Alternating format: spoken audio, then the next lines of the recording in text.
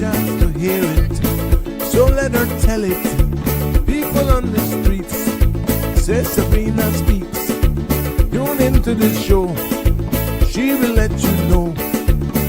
Tell all your friends and family.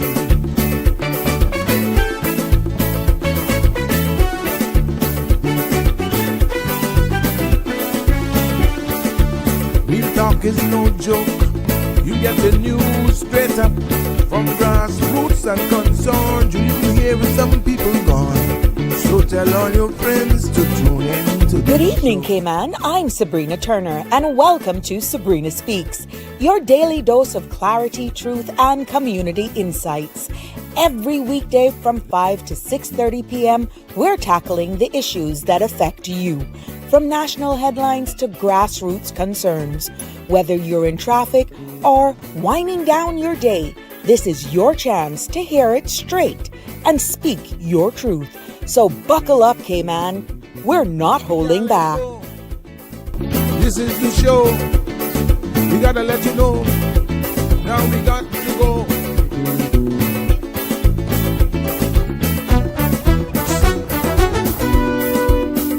And now here's Sabrina.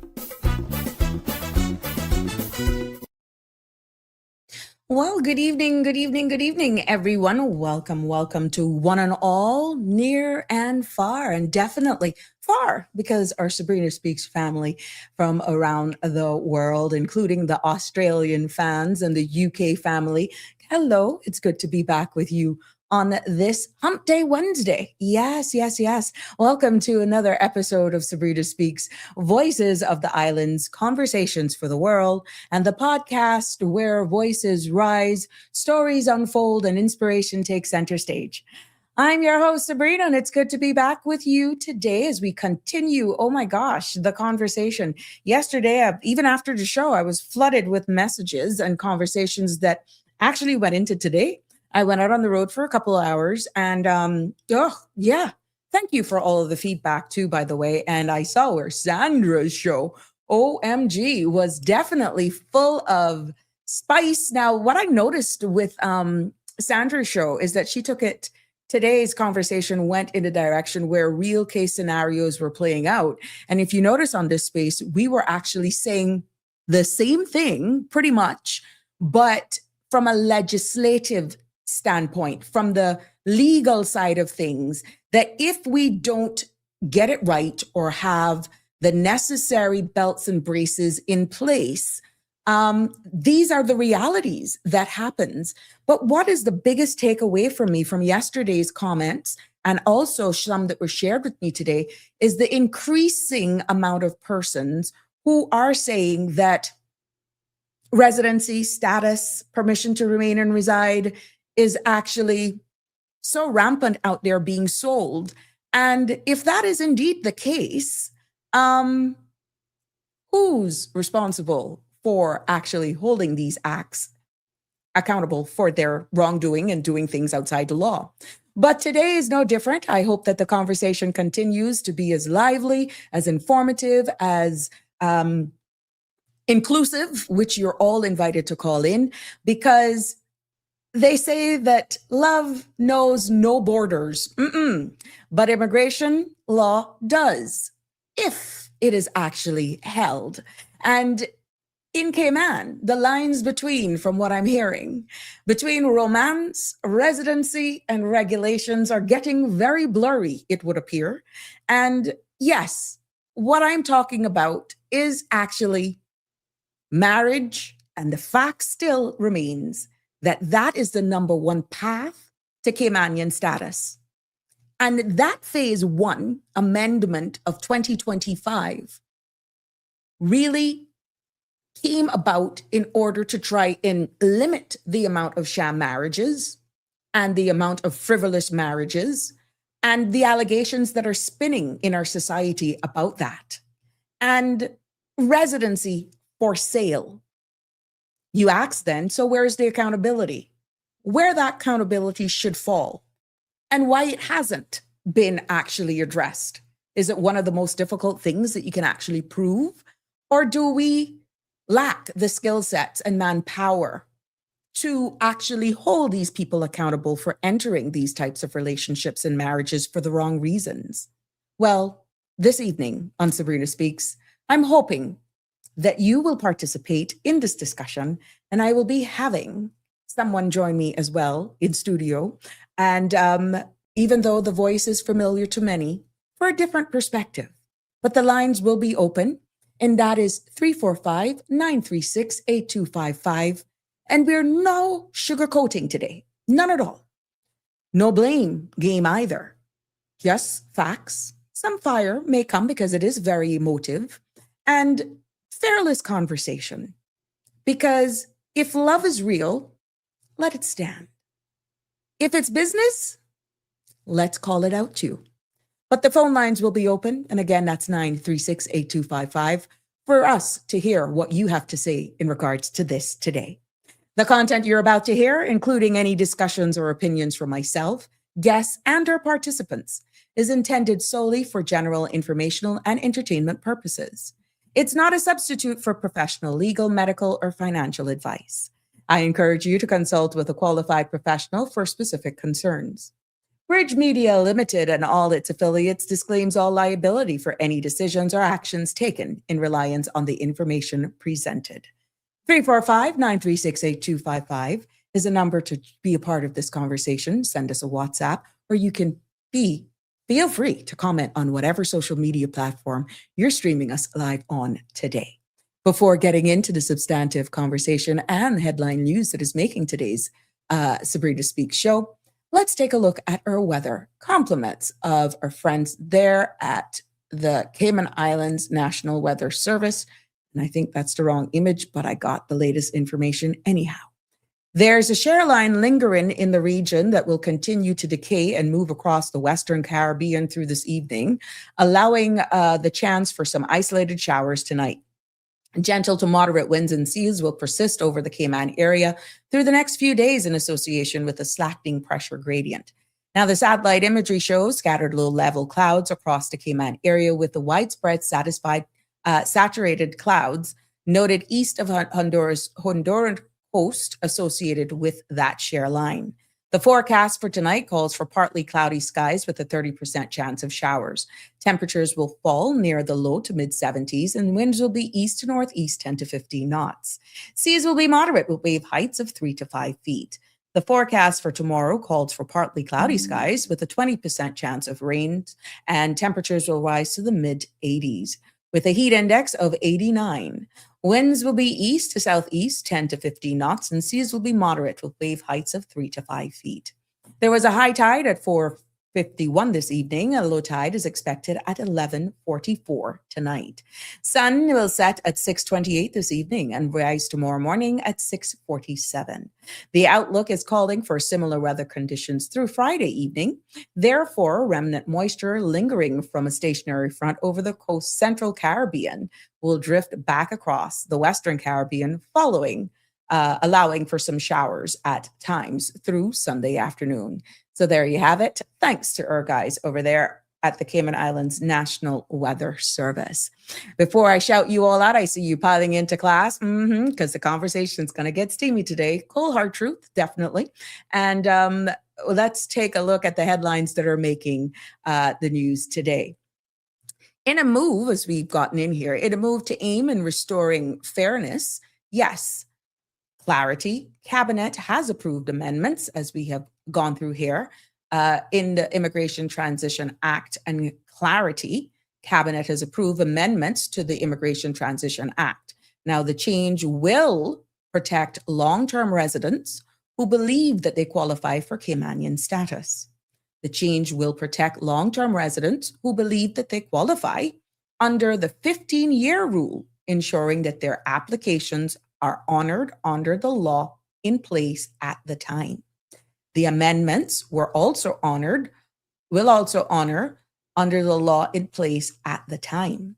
The amendments also automatically recognizes anyone born in Cayman on or before March, automatically recognizing anyone born in Cayman on or before the 26th of March, 1977 as Caymanian and no application needed. Government 26 of 1977 as Caymanian, and also no applications needed for that. Now, the government says that these changes will reflect a commitment to transparency and justice in the immigration system. Okay. A British man convicted of human smuggling in the Cayman Islands is now fighting deportation, claiming it would violate his rights as a father. The man, who served time after smuggling 2 Ethiopian nationals aboard a yacht, has filed a court motion to block his removal. He argues deportation would disrupt ongoing child welfare proceedings involving his young daughter, who remains in government's care.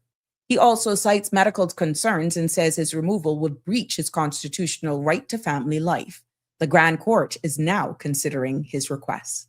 Taking a look into the Caribbean, tensions between the United States and Cuba has escalated sharply following a deadly maritime confrontation in Cuban waters. Now, according to Cuban authorities, a U.S. registered speedboat entered Cuba territorial waters near Villa Clara province earlier today. When approached by a Cuban border patrol vessels, officers say the boat opened fire, injuring a Cuban officer. Cuban officers returned fire, resulting in the deaths of 4 individuals on board the speedboat and injuries to 6 others. The vessel, reportedly registered in Florida, was intercepted within 1 nautical mile of the El Pino Channel. Cuban officials say the incident was a clear violation of their sovereignty and have labeled the response as a matter of national defense. The United States government has yet to issue an official statement. However, Florida Congressman Carlos Jimenez has called the incident a massacre and is demanding an investigation to determine whether any of the victims were U.S. citizens or legal residents. Now, this confrontation comes at a time of heightened strain between Havana and Washington, following recent U.S. sanctions and the capture of Venezuelan President Nicolas Maduro, a key Cuban ally. Now, this situation remains fluid, and both governments are under pressure to clarify the facts and avoid further escalations. Now, we will continue to follow the story and bring you updates as they develop. Turning our sights over to Jamaica, in Kingston, they are hosting the inaugural Caribbean Civil Society Conference. Representatives from 12 countries are discussing governance, youth empowerment, and the role of civil society in shaping regional policy. Global headlines today, we see where President Donald Trump delivered the longest State of the Union address in the United States history, doubling down on immigration crackdowns and touting economic gains. Now, the speech drew sharp criticism from Democrats, with Representative Ilhan Omar accusing Trump of endangering lives through his immigration policies. Over in Iran, they are reportedly close to purchasing a supersonic anti-ship missiles from China, escalating concerns over regional security and U.S. naval operations in the Middle East. The United States has also begun implementing a 10% global income tariff, with plans to raise it to 15%, sparking fears of renewed trade tensions and supply chain disruptions. Now, in our feel-good news this evening, yes, an Irish politician, Thomas Gold, a member of Sinn Féin, has been flooded with messages of love and laughter from Jamaicans after a speech he gave in the Irish Parliament went viral. Why, you may ask? Now, his Cork accent bears a striking resemblance to Jamaican patois, and social media lit up with comparisons. Now, Gold, who had never noticed the similarity, said he feels overwhelmed and loved by the response, especially from Jamaicans who embraced the connection. He also acknowledged the deep historical ties between Ireland and the Caribbean, including migration of Irish people to Jamaica countries long ago. And also, in a heartwarming moment during a football match in Istanbul, a player paused the game after a soccer ball accidentally struck the seagull mid-flight. Now, the bird fell on the pitch, motionless, but the player rushed over to perform gentle CPR. Reviving the stunned animal, spectators erupted in applause as the seagull regained consciousness and flew away safely. Now, the video has since gone viral with views praising the players' compassion and quick thinking. Now, there you go. That's your news and headlines making today. And yeah, we got to keep it lively despite everything that's happening in the world. Why not have that feel good portion of the news as well? But it's good to have you all here. Connie Bonnie is in the house. Good evening to you. How are you, my love? And you sending special shout outs. You add Dana to it now. Oh my God, why I got to think about you, Connie Bonnie. Jimbo, Danny Warren Jr., please come to the front of the class. Thank you. So they're calling for Danny. Alfred Real, good evening to you as well. That's the voice of reason. And he has so much brands, but it's good to have you in the house. Marshall, how are you? Good evening. It's good to have you join us as well. Damian Henry, good evening to you as well. Mitzi, good evening. How's life out there? Yes. Well, Danny is in, Connie Bonner. He is here. Wish I could, but I'm busy. So, but he's still listening, Connie. He fast. There we go. Darlene is also here. Yes. We know, he can replay us back, Connie. He'll just come back. Yes, Jimbo is here. Connie, scoot over and make some room. Hey, Donnie, how are you? Hello, Jimbo. Yes, scoot. Yep. Gotcha. It's good to have you all joining me today for this very informative and lively discussion. As we're seeing, is one thing I'm noticing here locally, that as you want conversations, talk about immigration.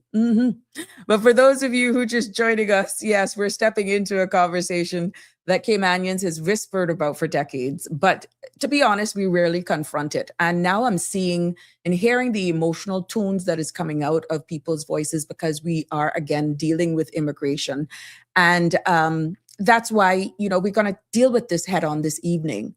Love, lust, and immigration. When you look at all of those comparison and the uncomfortable truths about the most intimate parts of our lives and how it intersects with the most powerful part of a state when it comes to immigration reform.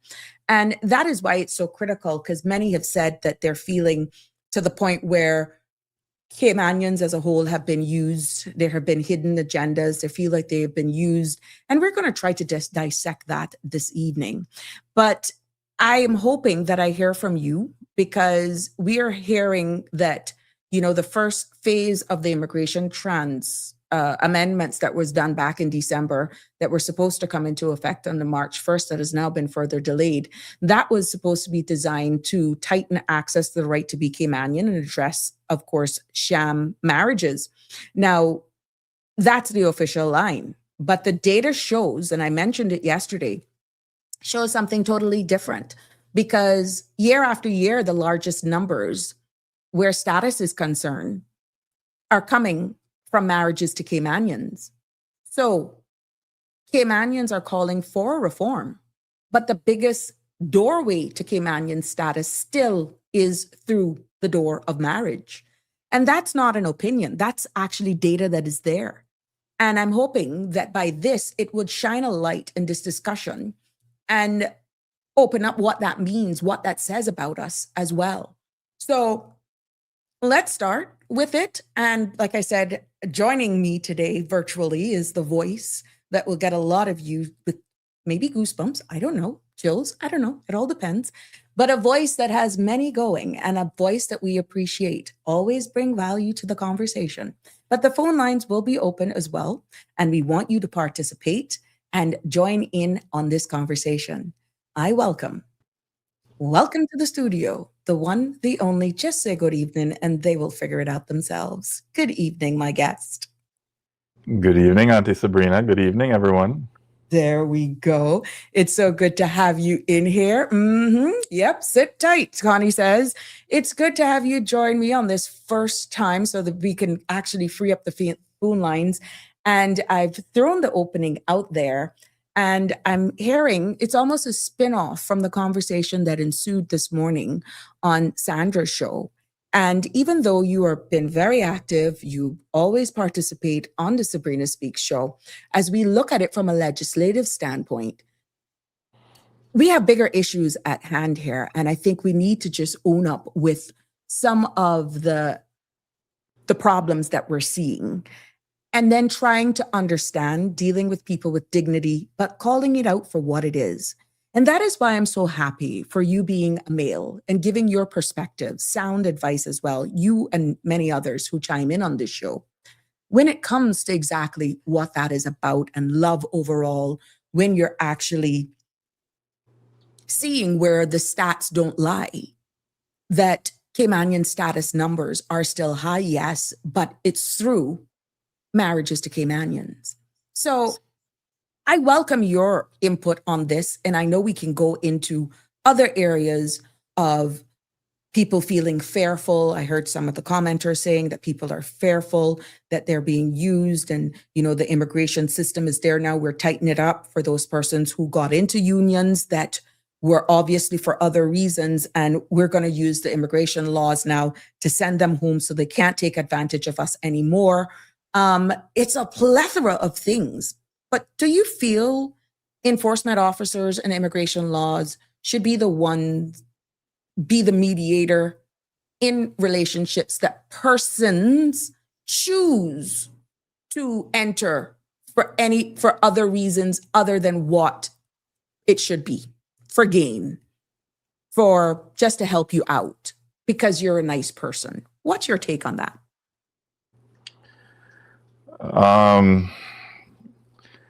I suppose because you mentioned the word mediator, how my initial question to that would be how does the state, how does the country, how does the government, how does it distinguish between a struggling marriage and a fraudulent one? Mm-hmm. And I think, in my view, as somebody who's not in enforcement, I think this is one of the most complex aspects of the enforcement. Mm-hmm. Because you can have a genuine marriage that is emotionally distant, Mm-hmm. financially imbalanced, a marriage that is short-lived. You could have a genuine marriage that is culturally unconventional. In other words, you tried fitting a square peg in a round hole for love and it just wasn't working out. Mm-hmm. Or it's just not working out. But in my view, none of those things automatically indicate fraud Mm-hmm. or sham. And based on my understanding and my research, there has to be some objective criteria.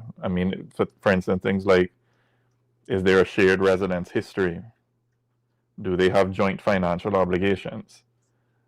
Is there a pattern to their communication? Is there consistency in their interviews? Do we have any documentary records over time? In my view, the system has to focus on measurable indicators rather than subjective impressions.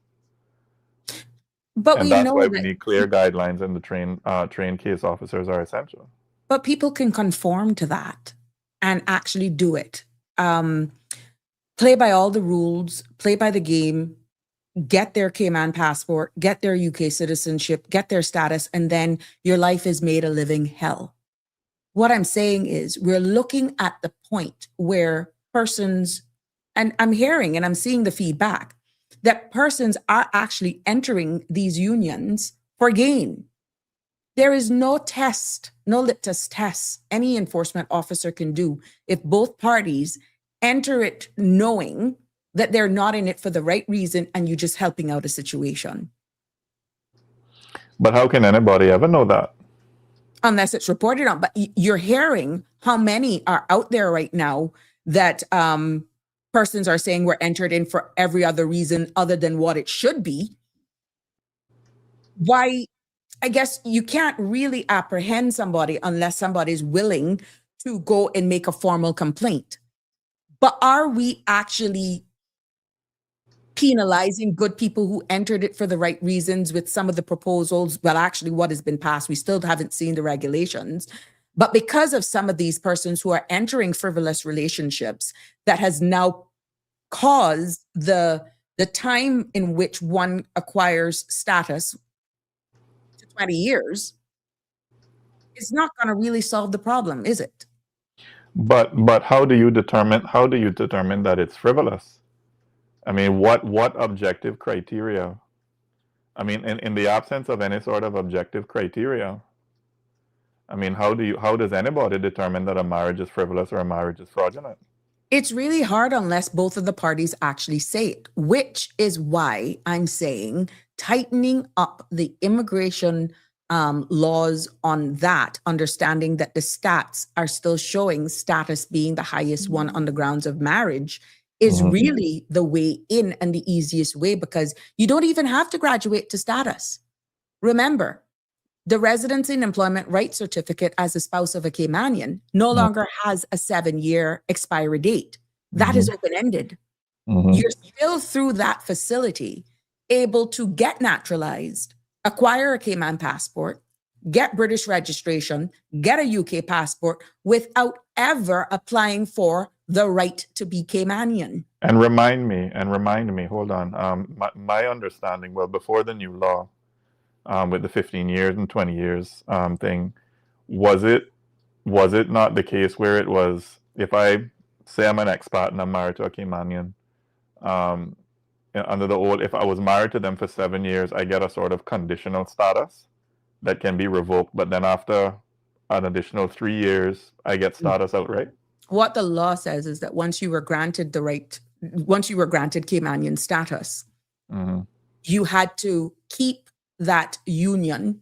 The marriage had to be celebrated and in good standing for an additional 3 years, for a total of 10. Should it go south, in order for you to keep it.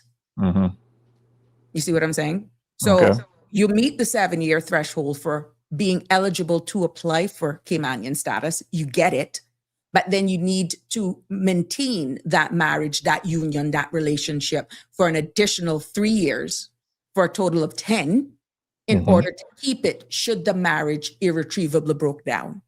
But then we will notice that during that 7 to 10 year period, that expatriate spouse may have already been here legal and ordinarily resident for 15 years.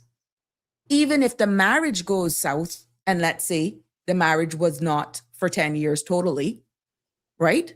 They still had the opportunity, because they're legal and ordinarily residents, met the 15-year threshold and they were naturalized, they could still switch over and make an application on the grounds of naturalization. And that's the British Nationality Act. So there are a lot of things going on there that will hinge on legal and ordinarily residents and someone having naturalization. You understand? So pushing the eligibility to apply for Caymanian status at 15 years of marriage, your legal and ordinarily resident status is still counting, because the 15-year threshold under the British Nationality Act remains. Remember, you don't amend that locally. That's amended in the United Kingdom. You follow me? So once you're naturalized and you keep here up to 15 years, you're eligible to apply for Caymanian status through that door. Anyway. Anyway, which is what Mr. Balika was saying to a degree when we were speaking on the grounds of marriage. So, and he brought up another thing. I know we're going into to those who feel that they're been played, and this goes for both genders. I think I heard a number of persons comment this morning that the main reason some of the females feel so bad is because they're fearful. Let me tell you something. That statement was profound. So you're basically being held hostage in your own country with someone through immigration, but you're fearful of your life. My love, that in itself sent chills up my spine. You can't defend your own citizenship because your partner, who you're married to, pretty much scares the bejeebers out of you. And it's like you have nowhere to turn. That shows something bigger than immigration reform that we have at hand. I agree. But where does that come from? imported cultures, bad decisions. But you don't know. Not everybody knows. Not everybody shows their own hand. I could fall in love with you and you don't show me who you are until you get every paper. And then you change on me overnight. True. And I remember a It's an story. act. It's an act. And I feel that is the position that a lot of Caymanian, since we're protecting Caymanian citizenship and the path to solidifying that for our expatriate partners, that's the part that is bringing out the anger in our Caymanians who feel that they are just a meal ticket. Remember, we had a caller yesterday that alluded to a sandwich and they can get what they want. Maybe that's the same way it's looking at for Caymanian status through some of our Caymanians. It's that simple. You just offer them a 500. You take them out. You understand? You see where I'm going with that? Yeah. You maintain the image. Yeah. But I mean, in my like hearing stories and stuff, especially with our following on from the conversation today in the morning show, I do believe that Caymanian women, a lot of Caymanian women suffer from low self-esteem. And they are willing to put up with foolishness just to say that they have somebody who loves them. And I mean, too, and I don't say that lightly or flippantly to put it on, the Caymanian women, because women typically the world over are judged by their relationship status. Right? I mean, if a woman is single past a certain age, either she can't keep a man or she can't get a man or she's lesbian. Yeah. Right? And then, with just how a lot of our people go through trauma growing up, and a lot of them they suffer from low self-esteem, and when they find somebody, a man who is willing to give them attention, even if it's bad attention, it's still attention of a kind, and they're willing to put up. What I really want to say to you, I don't know if I can say it on air because I don't know who's listening, but there was a comment that I passed earlier on the show, on the early show on Facebook, talking about being hypnotized by a certain body part. I mean, there's some. I personally know people who the man beat them. You offer help, they turn it down. Oh, it's not that bad. Or I really shouldn't have said that to him. That's what caused him. That's what got him angry. And when you hear, and then through more conversation and other days, it because he can throw it down on, I'm good in bed. And they decide to put up with the abuse because they can only think because of the satisfaction that they get in their personal time. Well, that's pretty sad. So, I mean, what like nobody else giving me attention. So at least I got somebody who's attentive to me. But a lot of our people suffer with that. The low self-esteem part, that plays a part. I agree. But do you feel then that some actually fall, and this goes for both genders, for all the sweet words? Because there's one thing when you're when you're going through that dating phase, and let me tell you something, I swear some of the men, I can only speak from a woman, have the sweetest words to say to you. Some cultures got it down pat, that they will sweep you off of your feet to the point where you actually think you're going crazy or that you are too, I wouldn't say use too good, but they don't stop. And it's like they size you up. They tell you all what they want. You become gullible.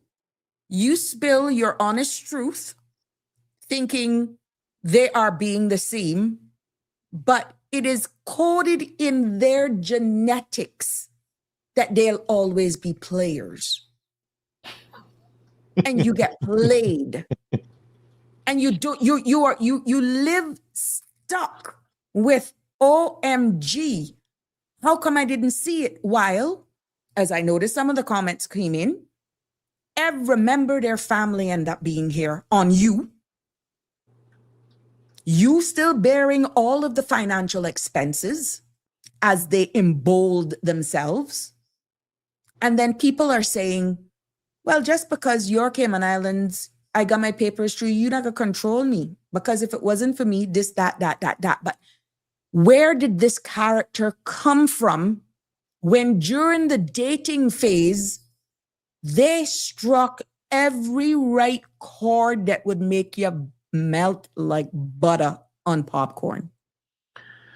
But I think that's where it goes back to a mixture of low self-esteem and not being savvy to the games that players play. I mean, look, you have to be guarded, especially in this day and age where anybody can say anything. And do you know what a trauma bond is? A trauma bond? No. A trauma Explain bond. it to me. All right. So a trauma bond is when somebody feels deeply attached to a person who hurts them in some form or fashion, right? It's when the person who causes the pain is also the person who gives the comfort, right? And the emotional roller coaster creates a powerful attachment. So let me explain how it is.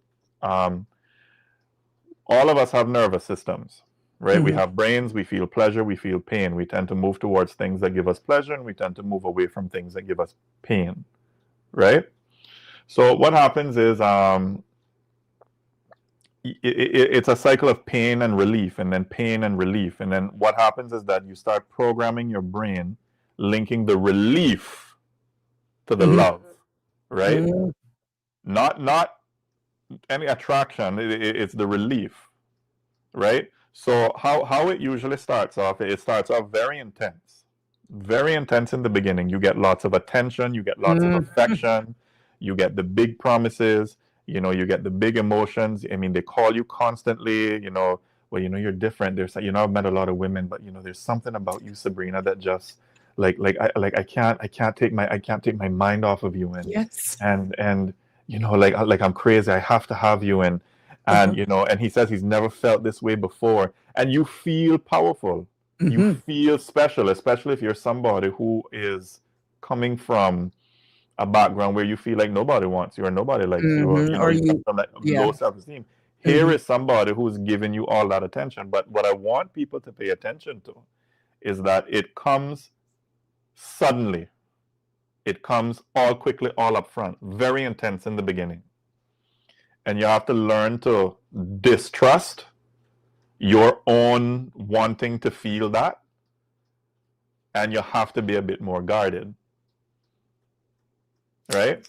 So then now, so what happens now is that you fall for the person, you get together with the person now, right? Then something in the relationship shifts. The criticism comes out. You see little flashes of jealousy. I mean, we all get jealous. Arguments happen, you get the silent treatment, then the anger. So, for example, say you're with somebody, all of a sudden, well, he sort of accuses you of flirting with other people, right? He accuses you of flirting. Then because of that, now he withdraws his affection. So that sweet put down that he put down on you in the bedroom, now, all of a sudden, now you're not getting that no more. All right? And he starts to make you feel like you did something wrong, right? Now, you're going crazy because you're saying to yourself, well, what did I do? I don't understand where this is coming from. Then all of a sudden now the kindness starts again. This is where the relief now comes in, and this is where people confuse that with the love. So all of a sudden now, baby, I'm so sorry. I really shouldn't have. It's just that I love you so much. I can't stand the fact that you would talk to somebody else, and I can't stand to see him with you. He can't love you like how I do, and I can't lose you. Let's start over, and you begin to feel that relief. So what happens is your nervous system relaxes, right?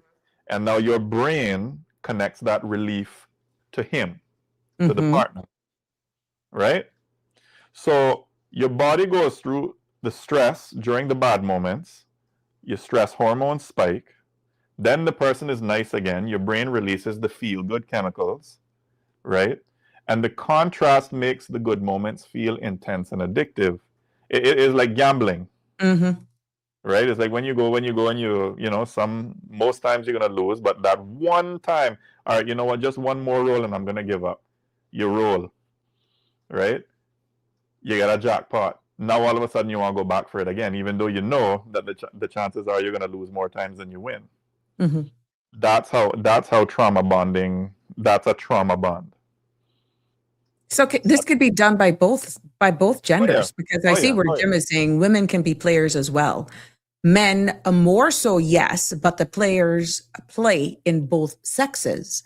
And we're identifying that. But what we're seeing now, linking it back to the great immigration reform, is that for those who enter these relationships for alternate reasons, is it fair then that we should be actually, or the board should be tasked with being the referees for those marriages, especially if you realize that they were entered into in the first place for alternate reasons based on feedback that people are giving? Yeah, but who's the people giving the feedback? Who are the people that are giving the feedback? Complaints are registered, and of course, then it's up to the enforcement officers to go and investigate. Sometimes these can come directly from immediate family, friends, or persons who are concerned, and sometimes based on abuse in households, many a times in combination with reports being made. But there are cases where females actually just capitulate. They stay in the home because our share size and society, and they're actually being exploited by these bad characters, therefore holding the losing end of the stick, because it's like all odds are stacked against them. And a lot of them are crying out for help, but they're crying out not being heard because of the very sheer size of our society. And in many cases, some of them fear their lives.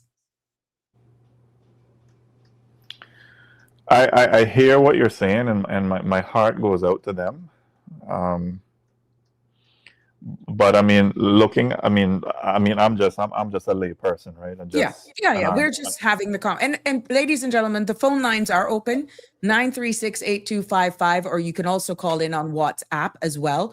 My guest is in the virtual studio, and so therefore I don't think it's a call. It's the phone lines are open if you want to join in this conversation this evening. And I welcome all of you. Thank you all for your feedback thus far. And of course, the platform is ours to discuss where we're going here, because immigration is important, but also we're realizing that in our personal homes right now, there's something bigger that's at stake. What allegations are being made is that I feel that the civil service needs to possibly look into the sale thereof based on the allegations, the sale of permanent residence, the sale of residence and employment rights certificate. And they say all you got to have is the right connections. So that is the broad part of the discussion this evening.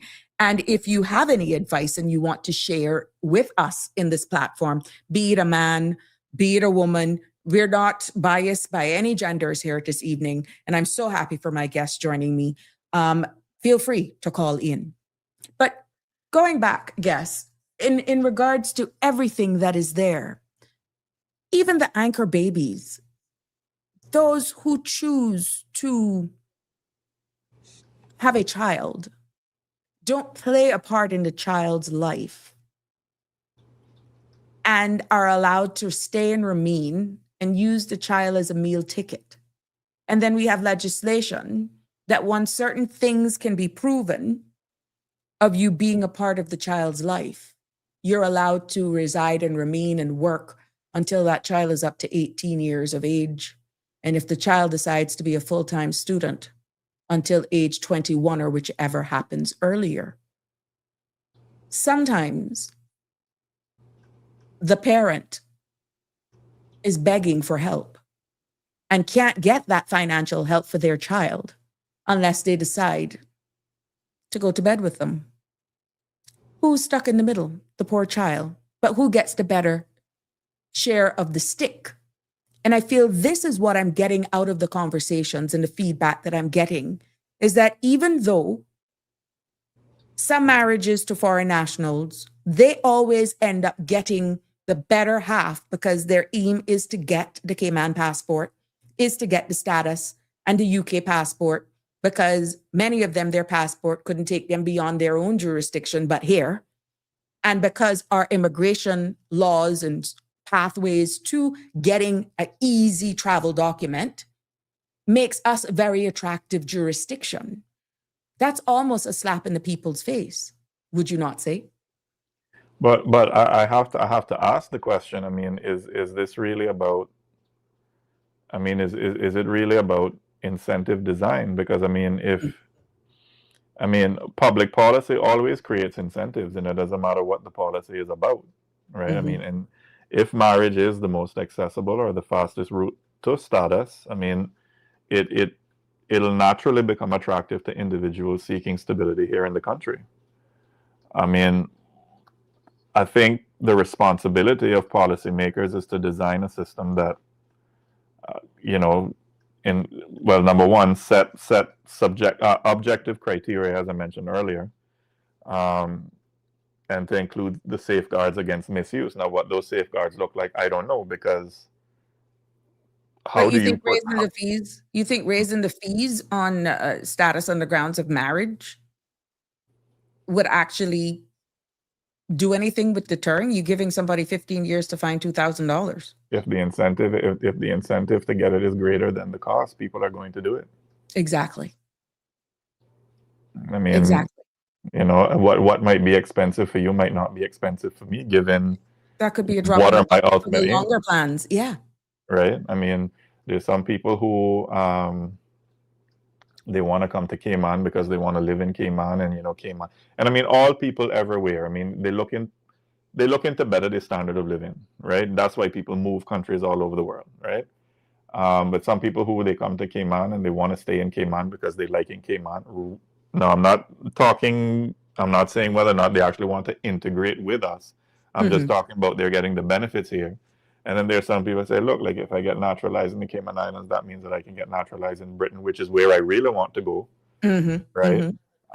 So yes, they've put higher fees in place, and they've extended the timeline. But I really want to go to England, and then from England I can go elsewhere. And if that's the goal, and that is a strong enough goal for them, I mean, they're gonna deal with whatever they have to deal with to get there. In my view. Yep.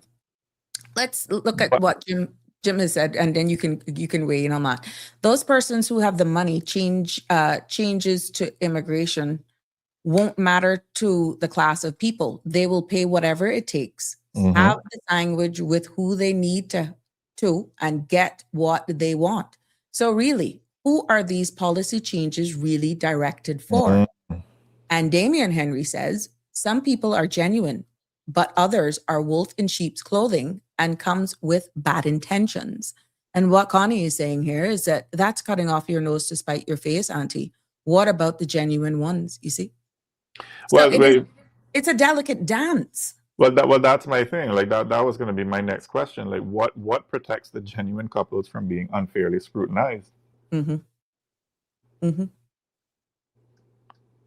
That's the magic question. And that's where I say, like, we need clear published criteria. I mean, you can't have. Well, let me not say you can't have. I mean, government has a legitimate obligation to protect the integrity of the immigration pathways, right? And marriage provides access to status, so there has to be some oversight. But interference begins when enforcement moves beyond verifying legal criteria and into judging the authenticity of emotional dynamics. I mean, I don't like to hear. I mean, I heard the comments. I heard the women that were crying out. The people that were crying out on this morning show. They were talking about women putting up with the abuse. They getting beaten to a pulp by the men. I don't like hearing that. I mean, that boils my blood to know that somebody from outside can beat my people, my women, Mm-hmm. I say my women, I want to be clear. I'm talking about Yeah, women, yeah, yeah. right? Yes. Beating my people, because I mean, you know, but Mm-hmm. is it government's place to go into the subjective and to say, well, um, I don't know. I struggle with that. I mean, marriage has always had multiple dimensions, Auntie Sabrina, right? There's an Mm-hmm. emotional side to marriage. There's economic side. There's a social side. There are practical sides. I mean, immigration-related marriages are not unique in that respect. Mm-hmm. Right? I mean, the law doesn't require romance. It just requires intent consistent Wow. with the legal I don't think framework, you realize what you just said. The right? law does not require romance. Right? A marriage entered into with genuine intent to build a life together, I mean, even if it also brings immigration benefit, is not inherently improper. The Mm-hmm. legal concern arises only when the primary purpose is to circumvent immigration controls without a genuine shared life. Yeah. So the distinction, in my view, lies in the evidence, Mm-hmm. not necessarily the sentiment. I mean, just because you have a situation where you have a couple that are married and they're emotionally distant, or maybe one is abusive toward the other. I mean, how can you say that that's not a genuine marriage outside of these objective criteria? Do you think the quality of persons, how I could put this now, that are here in the pool, saved by we're keeping it Caymanian now, we're keeping it local. When you see some of them and how they choose their partners, do you think the quality of substance is there? Why we're ending up with so much disasters in the marriages? Do you think that some really fall for some that you could see them a mile away that they were a player, that they have a hidden agenda, and what's in them based on their culture, their background, that it was inevitable? It's only a matter of time. Do you feel that pretty much you're settling for the wrong one? You just said the word. You just said the Settling. word settling. I mean, in my view, it depends on what it is, what it is that you're settling on. I mean, what one person calls low quality, another person may call, oh, well, you know, all right. Okay. I don't want real talk. I'll give you real talk, right? You talk to a woman, you say to the woman, oh, you know, he's a nice man over there, you know, yeah, he might be a little overweight, and you know, but he's really good, and he takes care of you, and he takes care of his own, and this and that and thing. You know, he might have a little trouble in the past. The two of them should get to know each other. Y'all should go out. None of the one that the women chase. Mm-hmm. Girl, you better be careful of him. Yo, he a dog. He dangerous. He over there, and da. He already got about 50, 17 women and 50, 17 children for 50, 17 women and stuff like that. And those are the ones that some of the women throw themselves on. Mm-hmm. So I mean, when you talk about quality, I'm just giving one perspective. I mean, I'd invite other people to give their perspectives, right? Yes. When calling somebody saying about the pool, I mean, when you look at the dating pool and you think, how are these people choosing these partners? What you're really observing are the patterns. You're not really looking at objective rankings, because who's to say who's high quality from who is low quality? Mm-hmm. Do you feel that certain circles that they hang out yield certain personalities that they're just certain areas that you would not go? They're just certain places I wouldn't go because of the stigma that comes with certain venues and locations. And it's almost like a disaster. And it aligns with possibly, this is not stereotyping by any means, but that usually is an idea of what you could be getting into permanently based on where you go, how low, how high. Understanding abuse, manipulation can come in all forms, from the highest executives to the lowest man. So this is why I had to make sure that you understood what I was saying. But the chances are greater when you take, how can I put it now? And this goes for both genders. This says, I used to hear my grandmother say this, you can take the pig out of the mud, but you can't take the mud out of the pig. I mean, Cayman is such a small society. I mean, we have pretty unique dynamics. I mean, the pool is smaller. Reputation travels fast. Social circles overlap. Economic and immigration realities shape relationships. So the choices are influenced by convenience, status benefits, financial stability, community pressure, limited options. I mean, it all depends on what it is you want. Like you said, what is it you're willing to settle for? Right? I mean, single life not really that bad, you know. Peace of mind. Peace of mind not that bad. Listen, you cannot put a price on peace of mind. Relationships are not for everybody.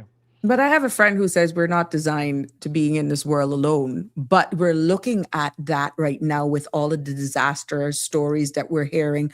My heart went out when I heard those callers this morning. I'm being very honest with you. For the conditions that some of us are living under. Of course, there's some men that are going through the same thing. But I'm finding that more women are more susceptible to calling in and speaking out on what they're actually experiencing than men, because again of how men are perceived.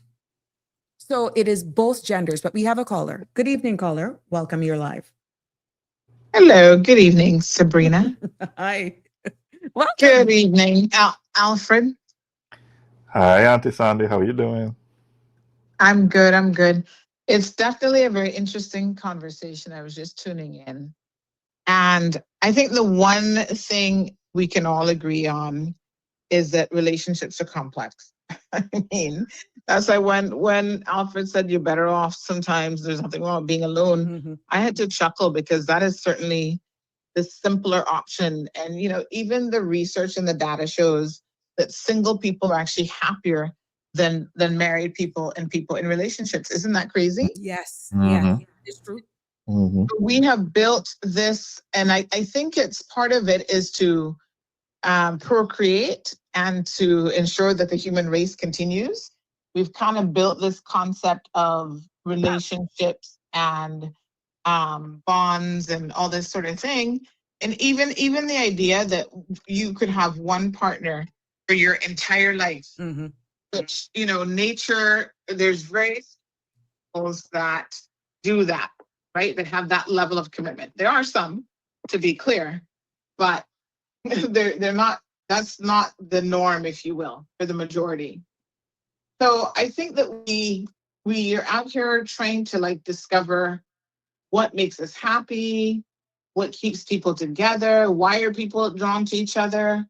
And I think in the context of Cayman and immigration, you have to be realistic. I've known quite a few couples actually who they were in a relationship, they were dating, and you know, everything was good, whatever. But the decision to marry came quicker in the relationship because one person's immigration status was going to be impacted if they didn't make that decision at that time. And that included sometimes even expats. You know, like, okay, one's about to get rolled over and the other one is still here, but because they're not married or they don't have, I guess, any kind of registered partnership, they would have to leave. So then they said, well, we're eventually going in that direction anyway. So let's go ahead and just pull the trigger and get it done. Sometimes the parties involved one being a Caymanian, and of course that always tends to raise eyebrows a little bit, like, why are you marrying this person so quickly? Or at the end of your term limit, why, if you were dating for 4 years, why didn't you do it before? Exactly. And now you're 6 months before your rollover. Now all I'm getting is a marriage certificate. This is a marriage of convenience. It's and automatic. The funny thing is, even if you're not in that situation, you think about it because you think about what will other people. Yes, like I'll tell you a story with myself.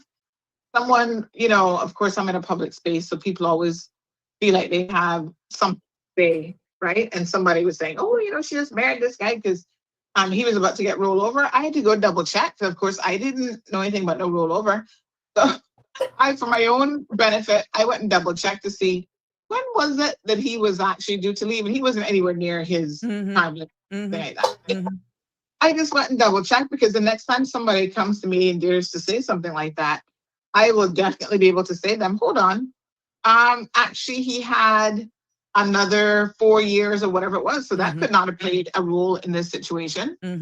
But isn't it sad that if you are in a relationship or you marry a foreign national, you almost feel like somehow you have to justify or explain that potentially you have to prove to the public. Yes. Yes. And that's really nobody's business. Small island development states, again, one of the disadvantage. Yeah. And so it's like pretty wild. It's pretty crazy that this is where we have come to. And I'm not saying that that's necessarily unique to Cayman because, like I said, sometimes I sit down and I watch these 90-day Beyonce people. And it's interesting that every single one of them, people are like, oh yeah, this person is basically trying to use you. And you have to look at it, try to look at it as objectively as possible. But the bigger question is, are all relationships not a form, and I wouldn't say marriage of convenience, but are all relationships not mutually beneficial, or at least beneficial to one of the parties? Why else would you be entering a relationship? Exactly. I mean, I was reading this book. Yeah. Like for me, at my age, I was like, okay, been there, done that. To be quite frank, if I didn't want to start a family, I'm not so sure that I would have gotten married again. Because I'm happy to just be like, okay, in a long-term committed relationship. Do you think There's nothing wrong with that. society looks at you, especially if you get a certain age, if you're in a certain position, that it's almost like, well, something, she must be funny if she not with nobody, or she can't keep a man, he can't keep a woman. And it's almost like your family, like, well, you're not gonna find somebody else, or you're not gonna get married when you're gonna get married. A lot of there's a good friend of mine, she gonna laugh when she see this, but she always posts stuff on her social media page where she's like, listen, she doesn't have any kids. She's not married. Well, she might have more recently got married, but anyway, other situation. But, for the longest time she wasn't. And she was like, why do people keep trying to pressure her? That's not for her. It's not for everyone. But yeah, people do kind of look at you suspicious as though there is something wrong with you. And, I think people just need to ease up on people. Everybody has choices to make in life. Not every woman wants to get married. Not everybody wants that supposed fairy tale princess thing. And, a lot of women also don't even want to have children anymore. They don't want the headache. They're happy with nieces and nephews or not at all. I mean, some people don't even like kids, So I think we need to give room in the conversation and in our communities for people to just be authentically who they are themselves, right? And unfortunately, we don't do enough of that. There is definitely, especially when it comes to women, men have a little bit more freedom. But when it comes to women, the expectations are really, really heavy. When are you going to get married? When are you going to have kids? When are you going to do that? And it's just like, just ease up on people, because sometimes that pressure forces people to be in situations that ordinarily they wouldn't even be in. And worse. And then that is where it's like detrimental. It's abusive. Because they take out the resentment on the person that they're with. Yeah. And it's worse if, God forbid, if you're on your second or third marriage, automatically people are thinking something's wrong with you. What's wrong with him? What's wrong with her? Can't keep a man. When you may find out later on in a relationship that you're just not compatible. Exactly. Yeah. And I mean, I think when you have the time to get to know someone, but then people also change. So, one of the callers this morning was saying how she was with this guy for like 3 or 4 years before they got married. And then within 6 months of them getting married, her opinion is he changed. Complacency setting. And so I'm like, some people just waiting for that once, because they feel like, okay, they've got you. I lock you down. Yeah, they put a ring on it. They got you. Now what you gonna do? Mm-hmm. And you know that the one thing about a marriage is it's easier to get in than get out of it. Yep. That much I know. Cheaper to keep her. What? Cheaper to keep her. Cheaper to Or- keep her. Cheaper to keep her. Yeah. Mhm. Yeah. So But um, Auntie Sandy, I have to ask you, Mhm. right? Because one thing Auntie Sabrina thought, she talked about the dating pool. I want your thoughts on it, right? Because as I'm listening to both of you speak, and I'm going back to a comment I made on the early show today, right? When people say the dating pool is terrible, do you think it would be appropriate to ask, what patterns am I contributing to, and what am I attracted to, and what red flags do I ignore, and what boundaries do I struggle to enforce? I I'll mean, tell I you think why. everybody has that struggle, right? I'll tell you. Everyone has the struggle of, because I kind of feel like most of us are accepting of things that we probably shouldn't be, because we've seen these dysfunctional relationships and come to accept them at some level. Mhm. And God knows every woman, I think, has been in that situation where you were really into a guy, you're really in love with him, and therefore you compromised. You never thought you'd compromise your principles, your positions in the way that you did. So perhaps there were things that you put up with Mhm. once you've got a baby with someone or whatever that ordinarily you would not have put up with. Mhm. You know how many women would say, I would never in a million years let a man hit me. And then you get in a relationship with that type of person, with that abuser. And because you have a child with them, you go, oh my God, I can't leave, or maybe your finances are not where they need to be. Now you feel like you're trapped. Or So I because the think, makeup sex is better after. well, No, I don't let's know about talk. I that mean, one. some people stay for that. I Yeah, can tell some you people there, stories. it might be that low for some people, but I think that everyone has probably at least had one relationship where they just put up with way more than they should have. Let me You say, know, let me clarify, right? Because I commented this morning, and okay, and again, I'm not condoning abuse. I'm not condoning bad behavior or anything, or thing. I'm just saying how I see it, right? A lot of the women commented this morning, and some of them called in, and they were talking about, how some of the men are very the man should stay committed, and the man should say this, and the man, and all of that may be true, right? But then if you go out on Batabanu, K-Mas, certain songs blaring at top volume, Oy. oh yeah, the man is the gallus, and he got all these girls and this and that, and the fat and he cap, and the women are the one that whining up and dancing to those same songs. Do you think that sends sort of even if it's a subliminal message, do you think that sends some sort of message into the men that, well, they seem to be okay with this?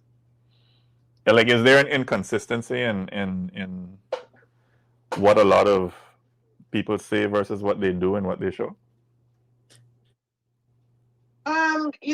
we had this discussion during Carnival because we were looking at some of the outfits that some of the women were choosing to wear. And this became a question of, they're in professional positions, and what kind of message does that even send? I remember one young lady that I'm really, really fond of is like, don't judge us based on how we look and what we have on and what we wear. And so I think that we, as kind of like the older aunties, have a responsibility. I remember doing a little short message on this, right? We have a responsibility to give people this reality check, especially women, because we are judged by a very, very different standard completely. And so when you're out here thinking that, oh, you can be just as free as the man in the streets, so you can choose to wind up on him and not necessarily him winding up on you, and that's going to be okay, and people are not going to judge you based on that, you are highly misguided. People will judge you in your community, in your families, and even from a professional capacity perspective, right? Mhm. Yeah, and that's not going to bode well for you. Mhm. Yes, people, I'm sure, have lost out on job opportunities and maybe didn't get that promotion because they appeared to dress a particular way or to have a particular reputation. Mhm. And sometimes the companies will even step up. I know there's a young lady who worked at Maples, and she was a Caymanian attorney, and they had to step up and kind of pull her aside and said, "Listen, the way that you dress and come to work, we feel like you're going to a nightclub, and it's like full makeup, full this, all the like 12-inch heels, all kind of stuff." They're like, "No, no, no. That does not represent our corporate environment, our corporate culture." Mm-hmm. So when they're out there, to answer your question, Alfred, when they're out there winding up on the men, I do feel that sometimes there's a bit of pressure on them, especially in settings like that, where they're trying to prove like they can be just as fun as the guy, and they're there to have a good time and whatever. There is that kind of pressure, and I mean, some people blame it on feminism or whatever, but there does seem to be this degree of pressure that comes with this, and so women cave in, and they want to be the life of the party. They want to be the party girl who can hold her liquor just like the guys can. Mm-hmm. And the reality is there's always a price to pay for that for women. And so I think, as someone who I've never really been a drinker or party or anything like that. And again, I think that's in part because, my aunt just she was old fashioned. So she raised me completely different. There were some things that were so embedded in me that even when I was out on my own, I was like, yeah, I'm not doing that, But But you I think do think you think that's fair? No, That women but are actually held to a higher standard, because I love my wet vets. I love to dance. And yeah, everyone knows I'll have me an adult beverage or 4 or 5. And I used to tear up Office. I used to tear up Peppers. And like I said, I never missed a wet vet, but I was always with my partner or families. Now, does that make me a bad person? No. no, I mean, I don't think any of it.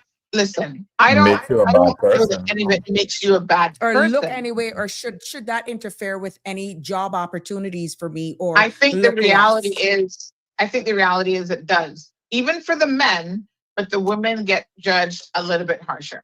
That's what I think. Well, So I Especially just yeah, with want, your husband. well, yeah. I just wanted to give a male perspective on in terms of that, right? Because you have not all men. I mean, as I said on an earlier show, not all men are dogs and not all women are angels, right? But for the man, I'm talking about from a man's perspective, right? So you have a man who maybe he was raised with better values. Mm-hmm. There's a certain way you talk to a lady. You don't talk to ladies certain ways. This is how you conduct yourself. You don't roam around the neighborhood like some dog off his leash, right? You this is how you're supposed to conduct yourself around a woman, right? But then when he goes out and he sees that, okay, well, this is what women seem to glorify from what he sees, Mm-hmm. right? From like, the Bat Banu and the festivals and shit winding up and shit this and shit that. And he's like, okay, well, I can't get a date. I can't get somebody to look my way. I can't get anybody to talk to me. I can't get anybody. It's like, okay, well, maybe I need to get more of an edge, or maybe I need to. But then he now thinking, all right, well, how close is the edge before I fall off, Mm-hmm. right? Because it seems, and I've heard these too. It seems like for a lot of these men is that they see the bad boys, and they see what bad boys can pull, and they see the attention that the bad boys can pull, right? The ones that leave broken hearts in their wake, right? You talk about feather in their cap, they have about 50 feathers in their cap. He slept with, 50, 11, and then of course, the more he adds, the more he's seen like, yeah, boy, he's a boss, and he the gal is the bad man like that, and this and that. So when a good guy sees that, and he sees that, well, this is what the women seem to gravitate towards, does that not also like that? That's where I was coming from with that question. What a society we live in, but it doesn't make you any less than human, even if you're in a corporate position. And I feel a lot of people actually judge you, not realizing that you're human. understanding there's certain rules. Please, guys, don't misunderstand me. That you are held to a higher standard, but it doesn't mean you're less than human. If you're getting where I'm coming from with that. Mm-hmm. I just feel in the small society that we're in, it is even that much harder because everyone knows everybody. And it's almost as though based on the certain class and tiers that you're on, you won't get out there. You want to go down and you want to get dirty and you want to just be you. You want to enjoy life, but you can't because of societal pressures. Then you're faking.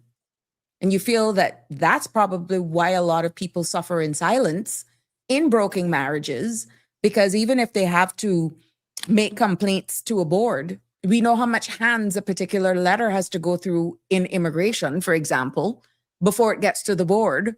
And we don't know how people may feel. So it is a delicate dance when we look back at immigration, how we're judged, everything in regards to how even we conduct ourselves. Yes, women are held to higher standards, but it's almost like giving the men a free pass also to do these things and get away with it.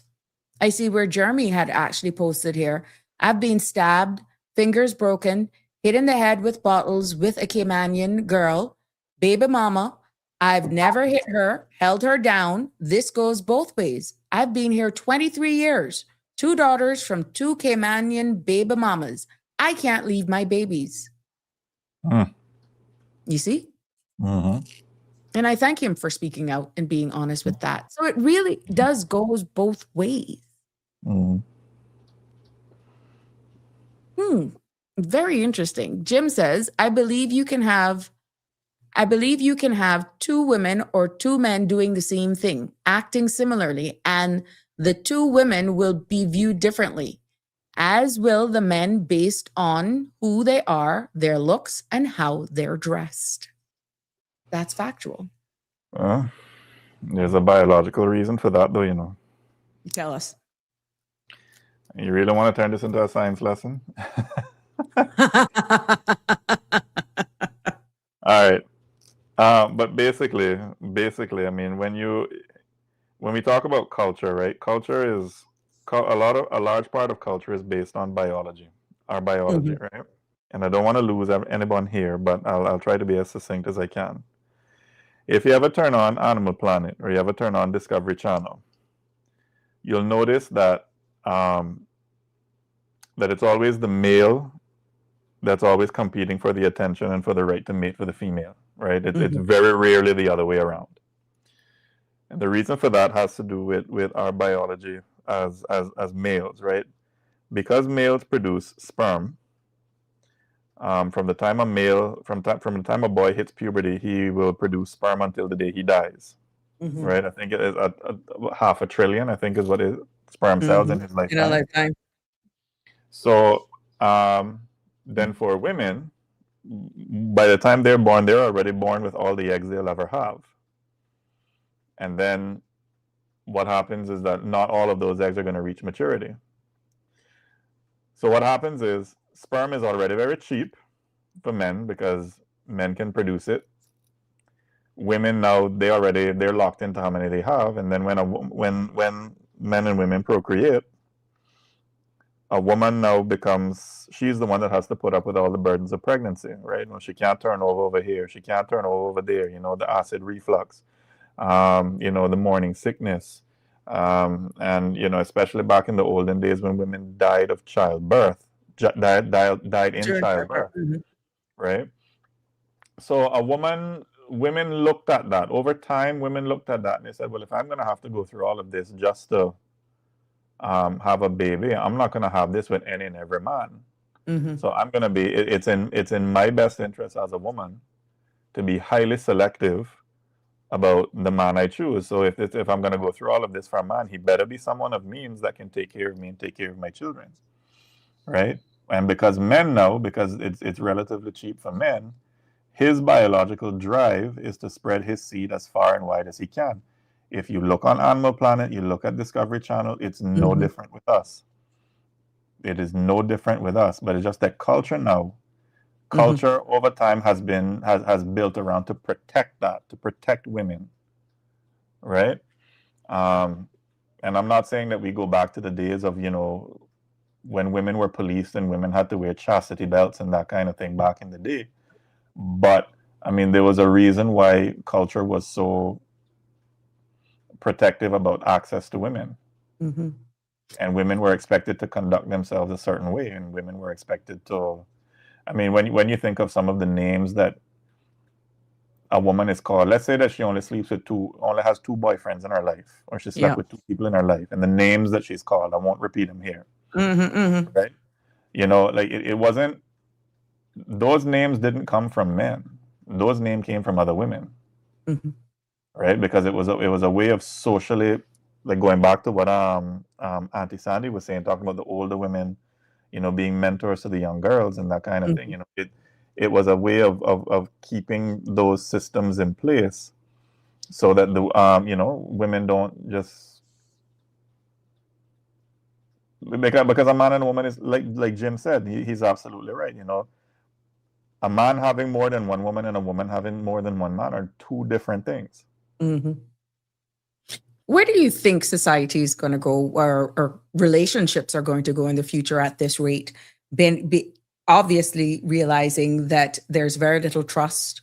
It looks as though everybody's a player with the impact now of social media, all of these different apps and connectivity from around the world. Where do you feel relationships are going from a male's perspective? And I'd like to get Sandy's opinion on that as well. Understanding she's from the old school, I'm from a different generation, you're from a different generation. Where do you feel relationships are headed at this rate? In terms of commitment. Right now, we're doing this virtually. We're streaming all over the world, and people are falling in love with even people that they don't even know just based on words that are exchanged. Where do you feel that relationships are going with loyalty, trust, dedication, all of that? Do you feel that we're going to ever get back to where it used to be for the true principles and fundamentals of becoming one? well, I mean, in my opinion, I think what's happening with I think our notion of relationships are broadening. I mean, more and more people are going into this whole polyamorous kind of situations. They're sort of accepting the whole, this whole side piece culture and the side chick association kind of thing, and people are increasingly becoming more and more fine with it. In terms of where it goes, I don't know. I mean, I'm hearing now people having AI boyfriends and AI girlfriends. So, because it seems like that's the only person who can, person, I use that loosely, who they can relate to. Right. Sandra, what's your take on relationships for the future? I mean, you have a young daughter coming up. I have young sons as well. Adults, but still young enough. What's your take on that? She gone? Oh, she gone. I thought she was still there. She left us.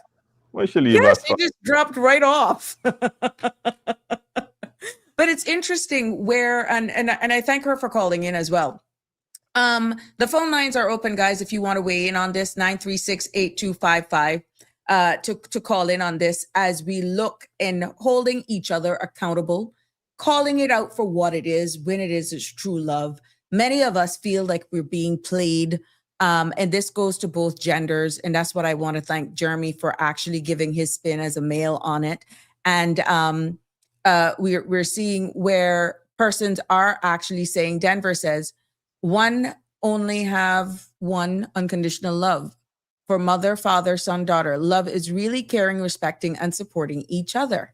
And, and it's true, but I think that is boiling down to exactly where we're headed, that we're seeing where respect is actually so eroded that it's almost transactional anyhow. You heard what Sandra said earlier on, and I hope I got her right, is that you date for a while, And then complacency sets in, and within 3 to 6 months, who the individual was before the union becomes somebody else. You said, oh, you're locked down. You take it for granted. There's no maintenance. And then that whole spark just dies, which is why people are more hesitant nowadays to actually commit because of the lax, because of the complacency. And then everything falls away. That's sad. Well, I want to big up Jeremy.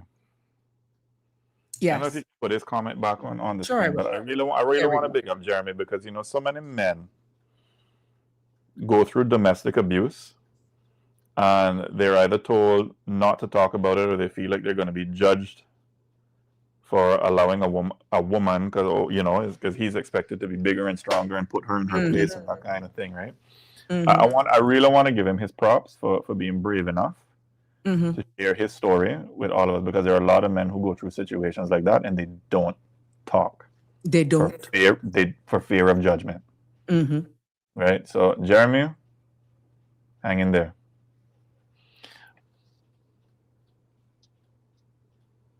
And we have here where Andrew is saying dating is a period of testing, careful assessment of discovering true identity of the individual's compatibility. Before you are confirmed for most employment jobs, you go through a probation period of 3 to 6 months. During that period, you are assessed. Andrew, Christ. Sometimes in this case, some of these relationships, you go through 10 years and you still don't know them.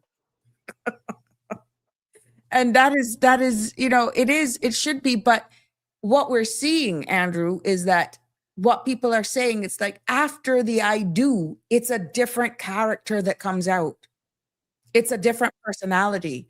So that is where the anger is born from, because people are saying they're being used because there is a hidden agenda from one of the partners.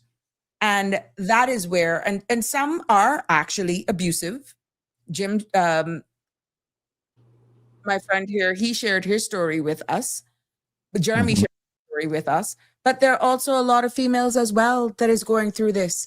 And guest, we mentioned a group of persons too that are taken advantage of. And that is those more mature females and males who are definitely hunted because they've more than likely made life. They're about to retire. They may have a house or businesses, and they're then even more vulnerable because, again, age is coming on them, and that makes them perfect targets. And there are a number of women who have fallen prey to some of these unscrupulous men, and they don't know how to exit the relationship. And they see their entire life, their retirement, that is now going through their fingers because they've committed to someone who had an ulterior motive. But I have to ask, right? I mean, because you know me, I always gotta be the devil's advocate, right? Yes. I mean, in going back to Andrew's comment about the dating phase, right? Before you said I do you not? I mean, do you not? Is it that you? I have difficulty believing, Auntie Sabrina, that somebody can date you with ulterior motives and you don't see some form of red flag. I mean, let's say that you've been dating for 2 years, 3 years, right? And I'm really not into you, but I'll just play along because I hope to get something off of you. They're gonna be red flag. They're gonna be slips in the mask. The mask is gonna slide off even a little bit, right? I think going back to your question about where relationships are heading. I mean, I believe it comes down to understanding yourself And people who understand themselves are going to build those stable partnerships, and the people who don't are just going to keep repeating cycles in new formats, right? So when you talk about these older people, let's say nearing More retirement, mature then. Mm-hmm. more mature, right? And you're a man, you made it into your 60s, and then you see one little, I don't know, 20-odd-year-old from a certain country, I'm not gonna call it no country, and all of a sudden now, like you that fool. Let me tell you one story. I gotta tell you one story. When I wouldn't call it fool. I would say gullible. Well, I don't know what it is, but I mean, okay, I remember I was going to a particular bar, I'm not gonna call the name, and this was quite a few years ago. And as I was leaving, there was this man coming up, had on his little fedora hat, walking with cane, so he looked like he must have been in his 60s or 70s. And he sat down by the bar, and then the barmaids came up to him and rubbing him down. Oh, Papi, you so sexy. Oh, yes, Papi, you so this, you so that, da da da da da da da da da. And he did grinning from ear to ear, and I'm thinking to myself, Jesus Lord, come see now, we're gonna come at this, Mm-hmm. right? Like, I mean, what? I'm not saying that you can't have age differences, but like, what are you doing with somebody 40 years? You're like, what are you gonna talk about? 40, 30 years, you're junior. Yeah. That's a wide gap. And I've seen some statistics where it says marriages and unions normally don't last if the age gap is more than 10 years, I think was what I saw. Mm-hmm, mm-hmm. And that the older the relationship goes, and you would see that age into that person, the elder one becoming more. And some actual persons, some men and women prefer older persons. Who are we to draw the line to say whether it should be 10 years difference, 12 years difference, 25 years? And some of them, you can see them a mile away, where it is opportunistic and they're taking advantage of these people. But genuinely, some guys do fall for older women, and some women do fall for older men. But what you're highlighting is the obvious, where certain cultures definitely come, and they come with an agenda. And yes, it kind of makes you wonder what's going on in their headspace, that you're just being used. I mean, I don't know. A blind man can see it. Children on the Far East Coast of China without Wi-Fi can call some of these. The blind children in China, put it all together. Yeah, but that even worse. You see what I'm saying? Children can see it. Exactly. So you kind of ask, why? How do they get there? And these persons, you will see it being in an immigration capacity. And the law pretty much doesn't allow you to say something is wrong, and they will come there and they will defend it. You understand? Mm-hmm. Andrew made a well point here. Look at Cher. She's 77 years old and her boyfriend is 37. But what's the operative word in what Andrew said? Boyfriend. Boyfriend. I got no legal status. And I'm sure if Cher were to marry said boyfriend, a whole slew of prenups gonna be in place, because Well, maybe she didn't get married for the very same reason, the obvious. Maybe she hasn't gotten married because of the very same reason, the 77 versus the 37. I think, well, I mean, at that, I mean, in my view, I mean, in any relationship, right, there has to be, relationships are the medium of exchange for value, right? As Sandra said earlier, like, why am I going to get with you if I have nothing to gain out of this? And now that can be material. It could be, you know, somebody who loves me. It could be companionship. It could be, you know, great sex. It could be any number of things that you're getting out of the relationship. But everybody gets something out of a relationship. So if it's a case where, you know what, I'm 65 years old, and you know I get with somebody who is in her 20s or her 30s, you know, she's in the prime of her life, she's in the prime of her beauty. I just looking for some like companionship, and she's probably looking. I mean, you just have to accept it for what it is. Yeah, yeah. Maybe both of That them are point. helping each other in this way. I mean, Both of them are having hello. that. And Exactly.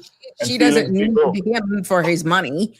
And so, as Jim said, Andrew Campbell both have an agenda. They probably have an agreement. Good for them. They make it work. They make it work.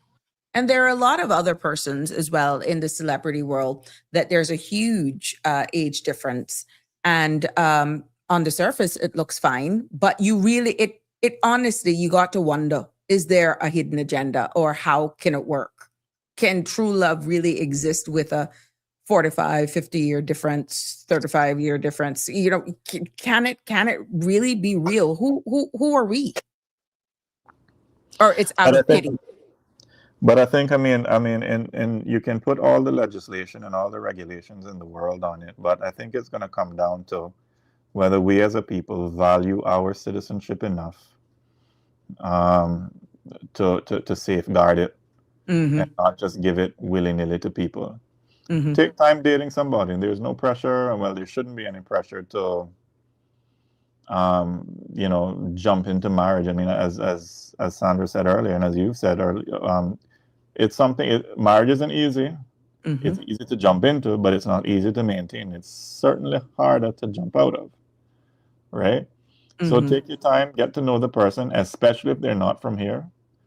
I'm not saying that you can't, that you don't love them, or that your feelings are not genuine, but don't rush into it. Don't rush into it. I remember I had a schoolmate.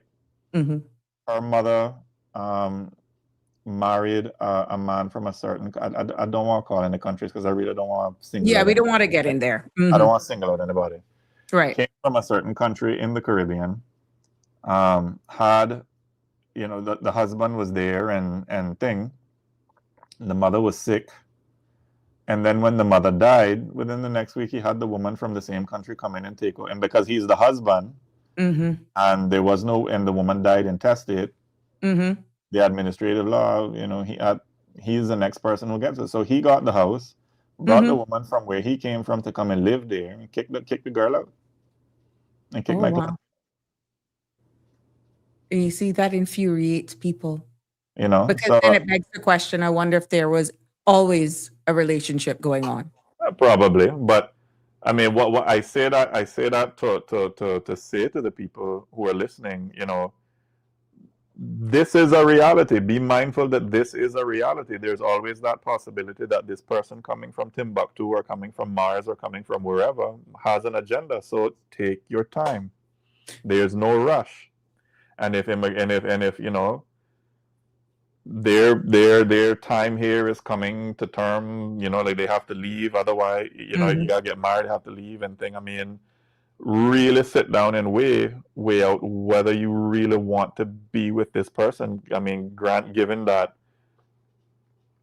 you know, your citizenship is something that is sacred. Citizenship to this country is really sacred. I mean, because when you bring somebody in, I mean, yes, it's you and them, but it's you and them and the government and the society that's in this in which you bring them in. Because when you have children with them, right, the children are going to go out into the schools, and they're going to interact with your neighbors, and they're going to interact with people. So anyway, I see. On WhatsApp, it was shared. Someone shared with me. The person said, "Slog, take time to know her." You know, and yeah, it's really interesting. But do you feel, not calling nationalities, that we are probably we're speaking from the Caymanian perspective now. We are so in a bubble that we don't see the red flags in other persons from other countries because we only see the good in people or want to see the good in people. It goes back to a statement that you made about being able to identify certain red flags if you're dating someone, let's say for 2, 3, 4 years, whatever the dating time is, that there's some red flags that could come up. But there are just certain cultures that we still are trying, even in day to day, without even falling for someone or trying to be in a relationship with someone, just how their work ethics are. We're confused because of how we are wired here as Caymanians. Do you feel that that is playing a negative part on us as well? Because if I'm coming from a country where I could do whatever it takes for me to not go back to that, because the Cayman Islands provides a lifestyle, an income I can send back for my family, I'm going to conform myself to make sure I can survive in this environment if it means faking it till you make it with somebody. And that faking till you make it is what we Caymanians don't see, because we go in, we give it all from the get-go. Do you feel that is why so many of us Caymanians are feeling that we are then taken for advantage through the immigration system? And that's why there's so much hate and harboring in us, because we just get played. And this is all genders, because I've seen it happening from the men and the women. So to understand, you're asking if we live in a bubble? Is that?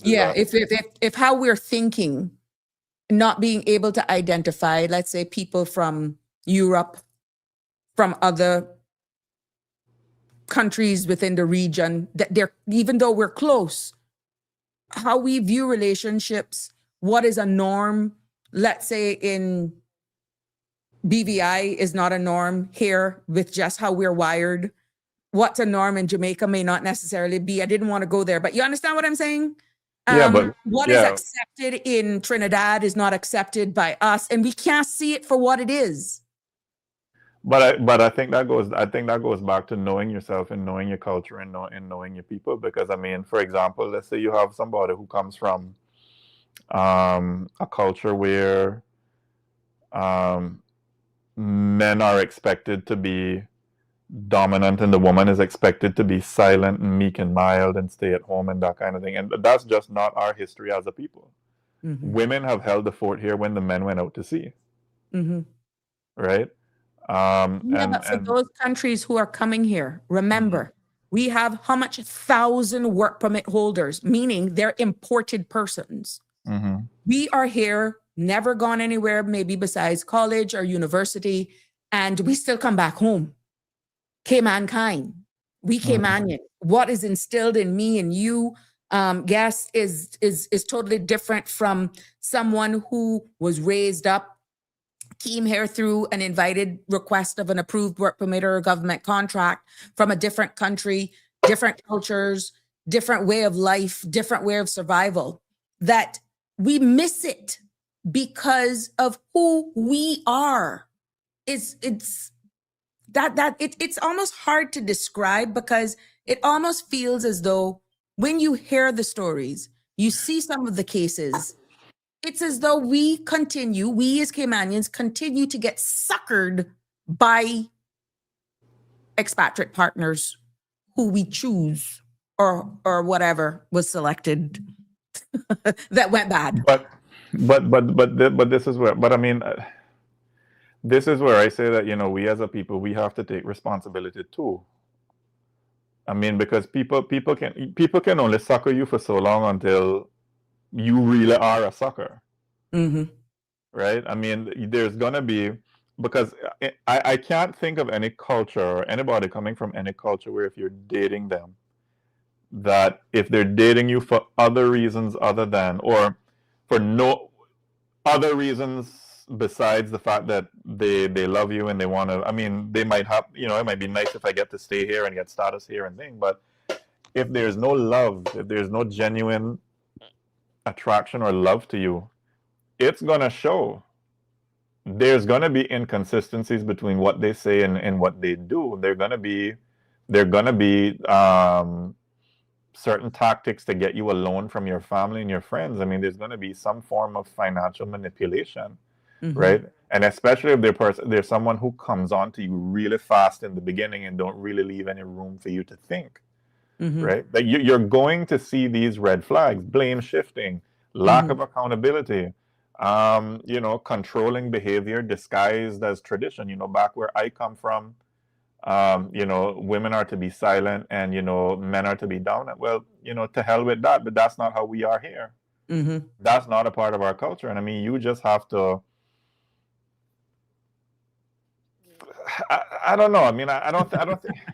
Yeah, you caught a blind Ooh. spot right there, like I did. Yeah, it's Ooh. hard to really say it, but Andrew makes a very valid point here, and I'd like to get your Andrew's on opinion fire, on this. man. Andrew says, arrange marriages with certain cultures. I am not agreeable with, but I respect their custom and culture. In most cases, they stay committed due to respect. What's your take on that one? I mean, I don't see anything wrong in what he said.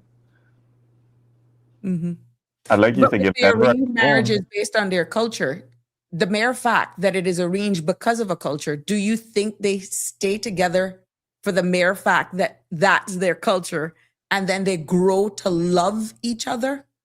Because I've seen some clippings in these cultures that the first time they're even seeing their partner for life is on the day of their wedding, their nuptials.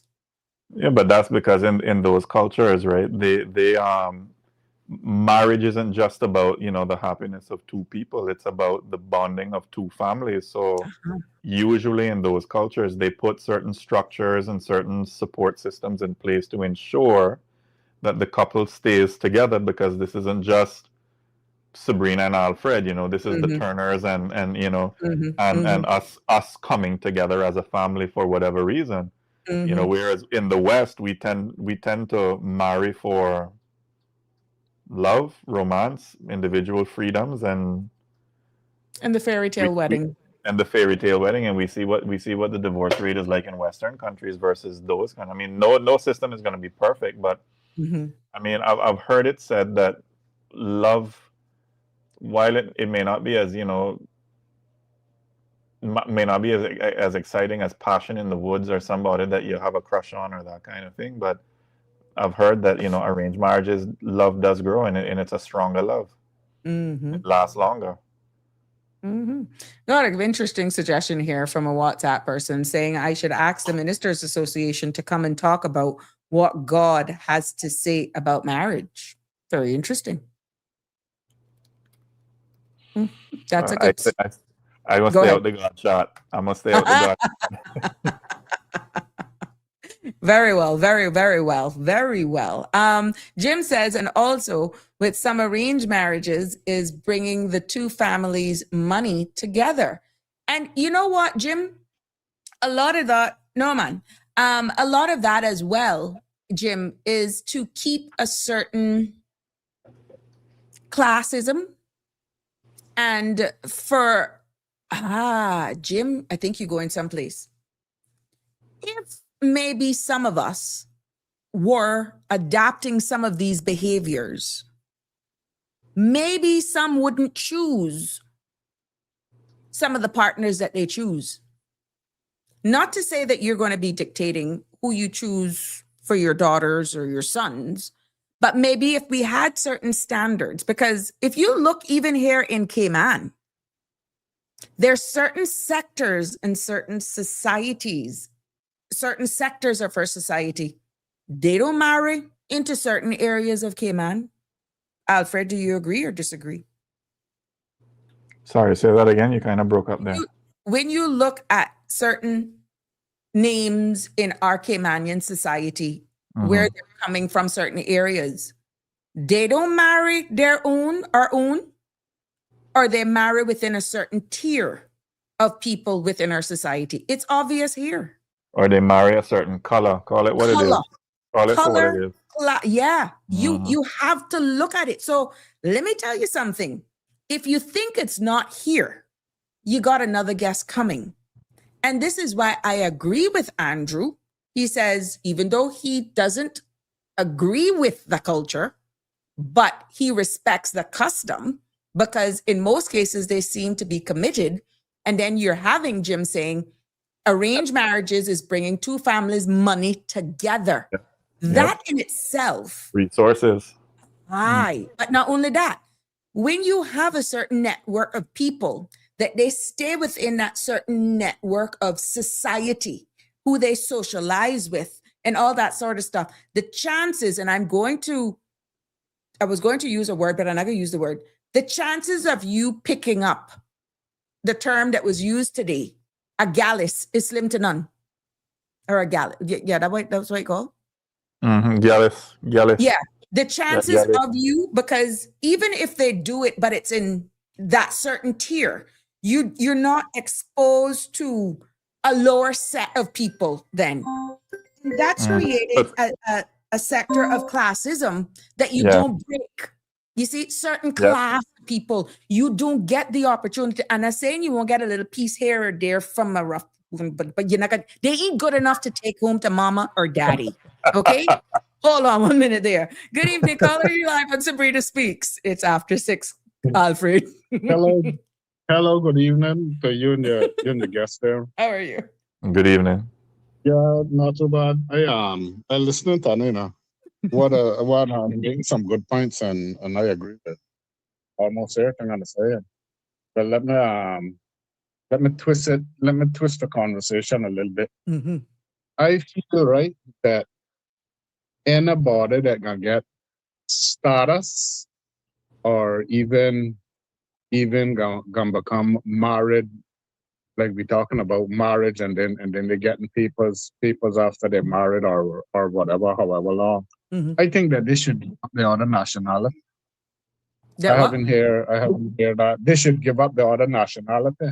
If they want to become a Caymanian citizen, give up the other nationality. Oh, so you're saying they can't have dual citizenship?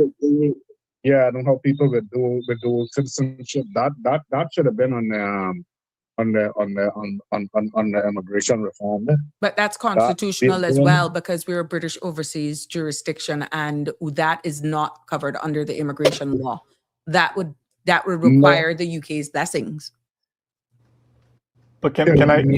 Okay, you're already a UK citizen, is what I'm saying. Then I'm not saying you're already a British overseas citizen. Yeah. So anybody that isn't a British overseas citizen, if they want to become a Caymanian or a British overseas citizen from Cayman or whatever, they shouldn't have another. They should just give up the other nationality. They shouldn't have dual citizenship. I feel that people are getting status and even permanent residency or whatever. Sometimes you want to become a Caymanian, however way, if once you're not born Caymanian or anything given by the rights that's outlined there, or in other ways, if you got coming through marriage or coming through status or whatever, you just give up. One of the requirements should be just give up the other nationality. It's not that simple, though. And can I go ask ahead. the question? Go ahead, Alfred. Caller question. Thank you for sharing that, caller. I wanted to ask you, what specific problem would banning dual nationality solve, in your opinion?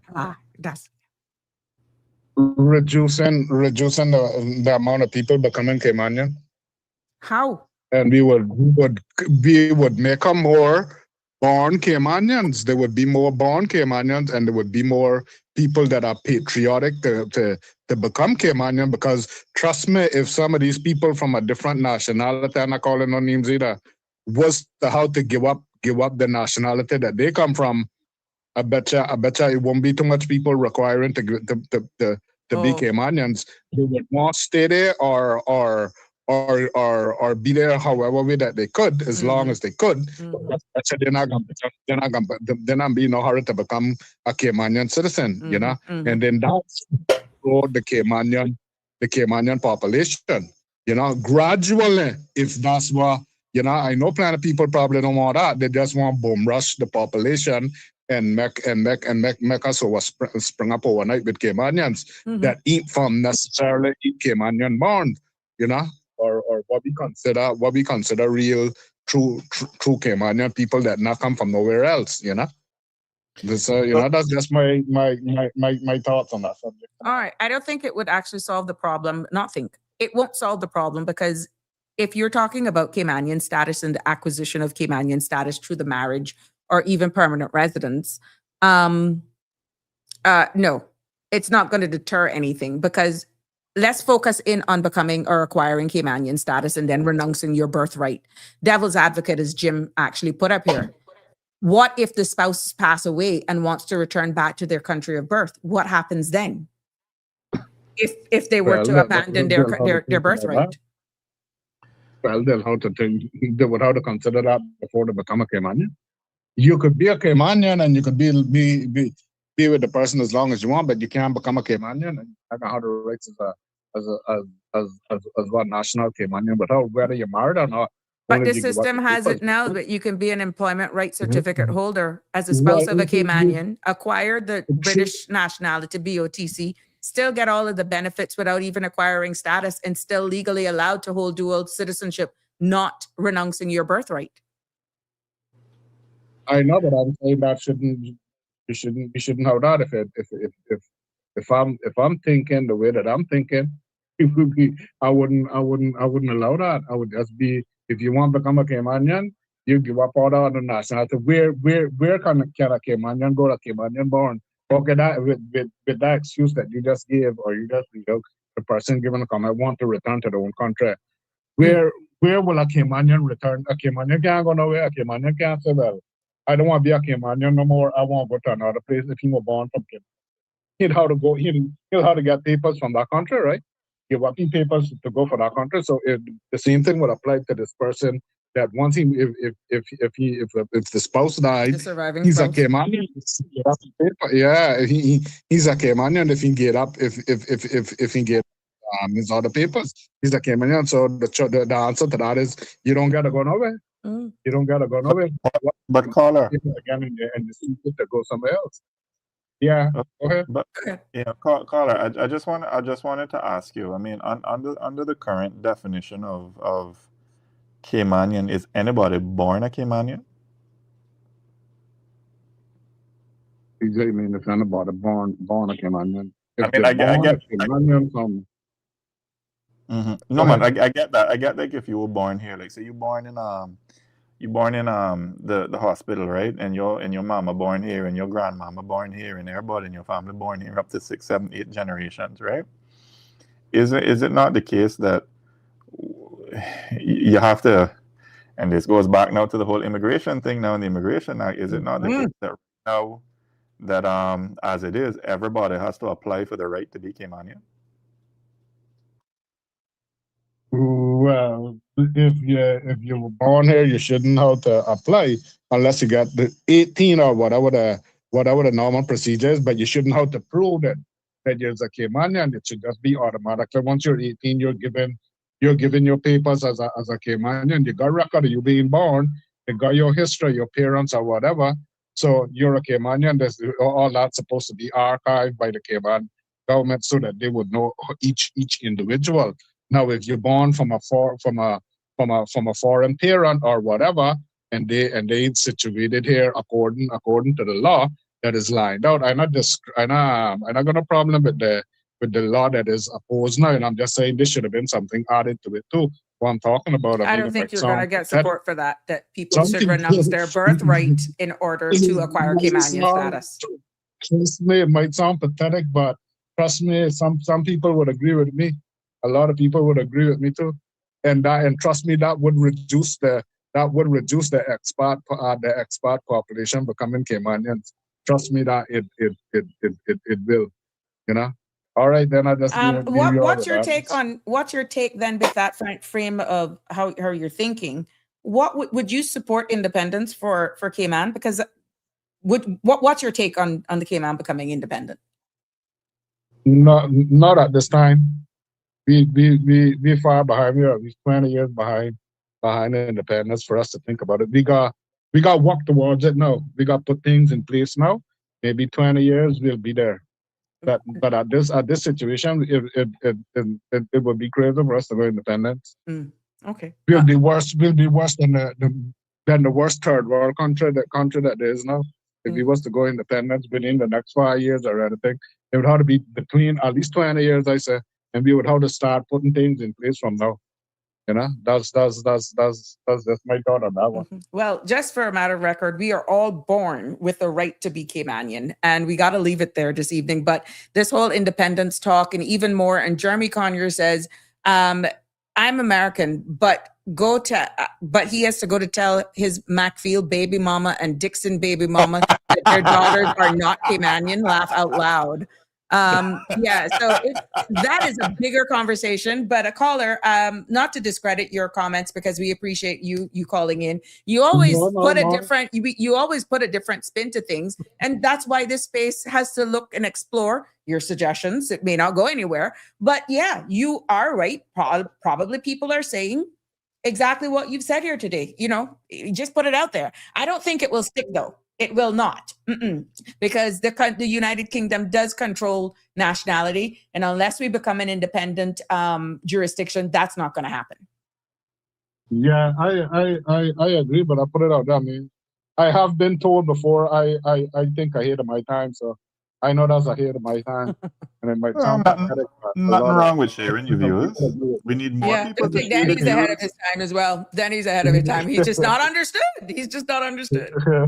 Well, thank you so much, caller. Have a good evening. Well, okay. Alfred, any final thoughts on today? And I really, really enjoyed your company, and so did the guests. I did too. I enjoy. Anytime I get to talk to you, I enjoy, and I get to talk to you. You want a late night talk?